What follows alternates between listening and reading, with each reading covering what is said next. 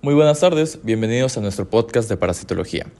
Hoy día vamos a hablar sobre un artículo bastante fascinante sobre cómo los parásitos pueden estar relacionados con incidencias de depresión y de salud mental. Nos presentamos Juan Diego, Doménica, Isabela y Camila. Bueno, el artículo que discutiremos el día de hoy se titula Perturbación en las redes de microbiota intestinal humana y su implicación en la incidencia de la depresión, publicado por Science Report. Este estudio se centra en las interacciones entre parásitos, especialmente Ascaris lumbricoides y la microbiota intestinal, en dos comunidades indígenas de Guerrero, en México.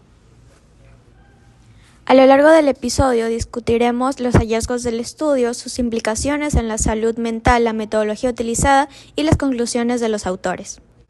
Comencemos con un breve resumen de nuestro artículo.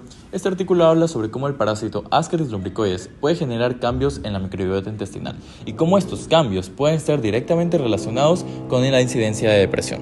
Doménica, ¿nos podrías explicar un poco más acerca de Ascaris lumbricoides?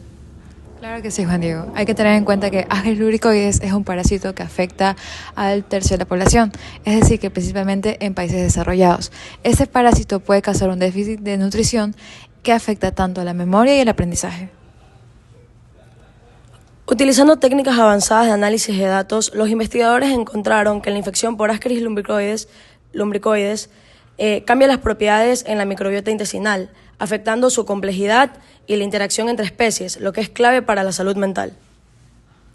Además, la alteración disminuye la riqueza de bacterias importantes como géneros Coprococcus y Leaster, que están directamente relacionadas con el bienestar emocional y la depresión.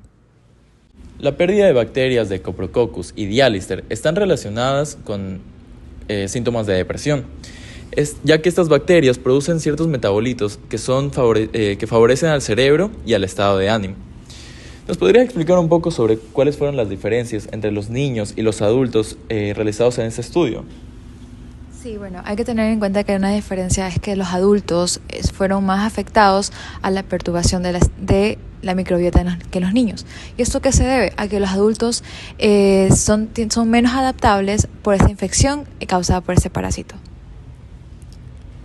La pérdida de complejidad en la red de la microbiota implica una menor capacidad para poderse adaptar a cambios, lo que puede llevar a una pérdida de criticalidad, un estado óptimo que es esencial para la salud mental. La alteración de la microbiota por Ascaris lumbricoide también contribuye a condiciones crónicas, no solo la depresión. Esto es debido a la pérdida de estabilidad de redes bacterianas. Los investigadores recolectaron muestras fecales de 63 individuos de las comunidades indígenas de Guerrero. Para eso utilizaron técnicas de secuenciación bastante avanzadas para poder analizar la microbiota. Isabela, ¿nos podrías explicar un poco sobre cómo los investigadores identificaron la presencia de Ascaris lumbricoides? Utilizaron el método de mini-FLOTAC, que es altamente sensible y permite encontrar los helmintos con mayor precisión más que otros métodos tradicionales. Para el análisis de datos emplearon la técnica de distancia de edición de grafos.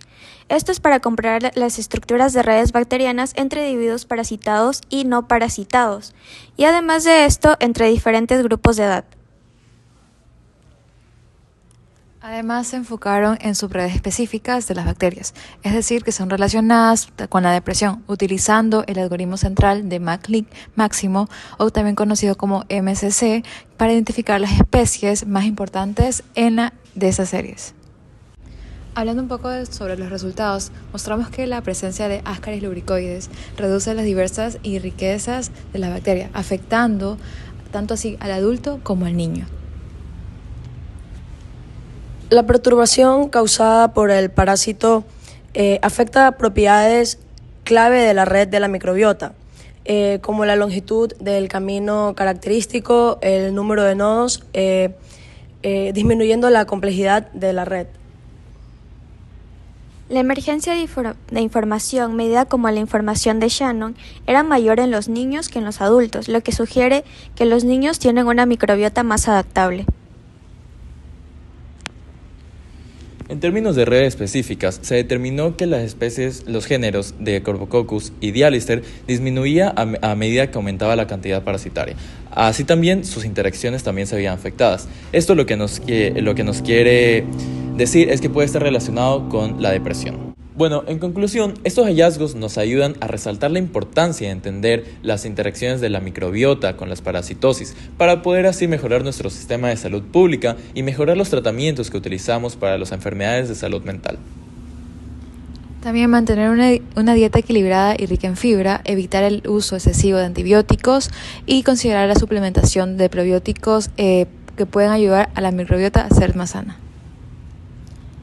La pérdida de criticalidad en la microbiota, medida con una disminución en la emergencia de la información y la estabilidad de la red, podría ser un factor clave para la aparición de enfermedades mentales y otras condiciones crónicas. En la práctica clínica podemos enfocarnos en tratamientos que ayuden a restaurar la microbiota saludable, especialmente en pacientes parasitados o que presenten síntomas de depresión relacionados con desequilibrios en la microbiota. Bueno, eso fue todo por hoy. Muchísimas gracias por habernos escuchado y esperamos que hayan encontrado este artículo tan fascinante como nosotros.